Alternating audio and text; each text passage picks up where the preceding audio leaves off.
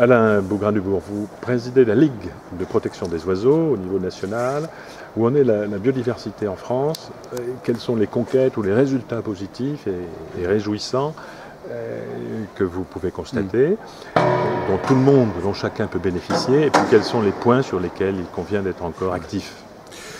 Je dirais que ce qu'il y a de positif, c'est avant tout la prise de conscience. Incontestablement, maintenant, les citoyens et les élus savent qu'il faut préserver la biodiversité, pas seulement parce qu'on voudrait sauver l'outarde capetière, le vison d'Europe ou la tortue d'Hermann, mais simplement parce que c'est dans l'intérêt général.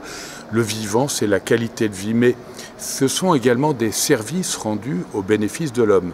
Alors parmi ces services, il y en a un qui est très singulier, que tout le monde connaît, c'est celui des abeilles.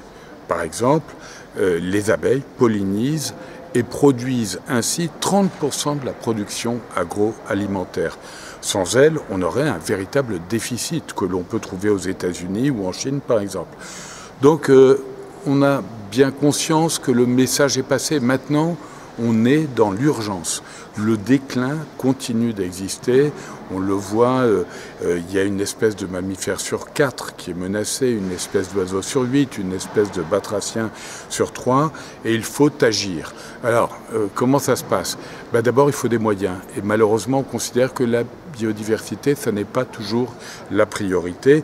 Par exemple, le dérèglement climatique intéresse davantage, il faut bien le dire, les élus que le vivant qui nous entoure. Et puis, il faut modifier, changer les mauvaises habitudes. Il y a incontestablement un travail à faire avec les agriculteurs, notamment ceux qui pratiquent une agriculture intensive et dont on voit scientifiquement l'impact sur le vivant. Il y a un travail à faire aussi avec les chasseurs qui, par ailleurs, font un travail remarquable parfois avec nous. Donc il faut développer ces démarches. Il faut sensibiliser. On voit bien que l'éducation à l'environnement n'est pas assez développée en France comme elle l'est dans d'autres pays.